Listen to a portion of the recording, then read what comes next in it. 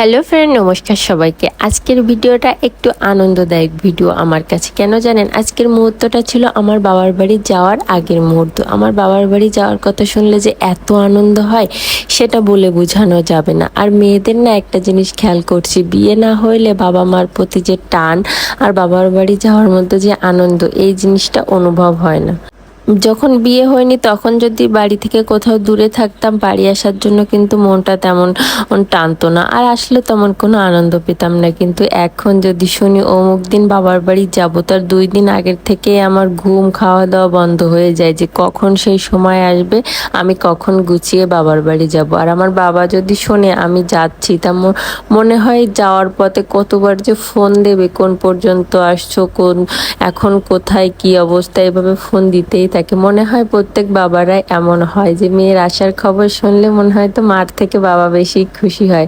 আমার মাও ফোন দেয় কিন্তু বাবা বেশি দেয়। আর আমরা যেহেতু ট্রেনে যাওয়ার চেষ্টা করি, কারণ আমি আর আমার মেয়ে একটু বাস জার্নি অপছন্দ করি। বমি করি এমনটা না, কিন্তু বাসে উঠতে ভালো লাগে না, তাই আমরা ট্রেনেই যাতায়াত করি বেশি। আর আমাদের আজকে ট্রেন ছিল অনেক সকালে 7টায়, তাই আমরা সবাই ঘুম থেকে উঠে তাড়াহুড়ো করেই ট্রেনে উঠে বসি। তারপরে আর নপায় আসতে বেশিক্ষণ লাগে না, মাত্র আধা ঘন্টা মতো টাইম লাগে।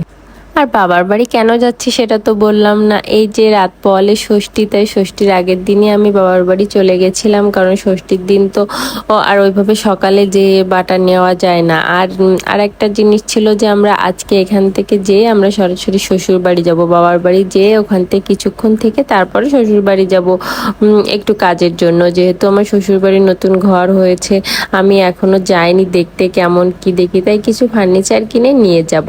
এর জন্য আমরা আগের দিনই গিয়েছিলাম। আর তারপরে আমাদের দুজনের কাজের চাপ এখন এত বেশি যে কোথাও যে একটা রাত বেশি থাকবো তার কোনো উপায় নেই, মানে কোনো রকম সব কিছুতে একটু উপস্থিত হওয়ার মতোই ওই অবস্থা। তারপরে আমরা এখান থেকে কিন্তু একটা ইজি বাইক নিয়ে নিলাম। ইজি বাইক নিয়ে আমরা এবার আমার বাবার বাড়ির উদ্দেশ্যে রওনা দিলাম। তারপর মাঝপথে থামিয়ে এখান থেকে মিষ্টি নিচ্ছিলাম, কারণ এখানকার মিষ্টি অনেক বেশি সুন্দর ও সুস্বাদু খেতে হয়। তাই যেহেতু জামাই ষষ্ঠীতে যাচ্ছে, মিষ্টি তো নিতেই হবে। আর যেহেতু আমার বাবারা 2 ভাই, ষষ্ঠী করলে আমার মা যেটি 2জনেই করবে, এই জন্য মিষ্টিটাও 2 ঘরের জন্য নিচ্ছিলাম।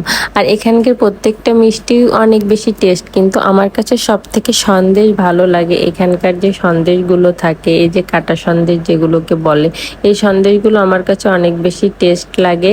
আর এদের অন্যান্য সব মিষ্টি অনেক দারুণ, তাই আমি এখানে অন্য মিষ্টি নিয়েছিলাম। আর এখানে 2 কেজি মতো সন্দেশ নিয়েছিলাম আর 2 কেজি মতো অন্য মিষ্টি, কারণ এই সন্দেশটা আমার বাড়ির সবাই পছন্দ করে।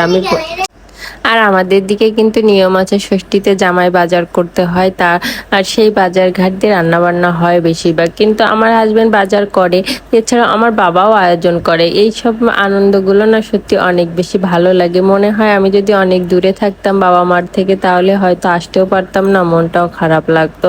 আর একটা জিনিস, আমার হাজব্যান্ড সবসময় আমাকে সাপোর্ট করে। আমি যখনই বাবার বাড়ি যেতে চাই ও তখনই আমাকে নিয়ে যায়, যদি কোনো রকম কাজের ব্যস্ততা না থাকে। বিয়ের পর কখনোই এমন হয়নি যে আমি যেতে চেয়েছি বা সে আমাকে যেতে দেয়নি। তার হাজার কষ্ট হইলেও সে আমাকে নিয়ে যায়। আর কি বলবো।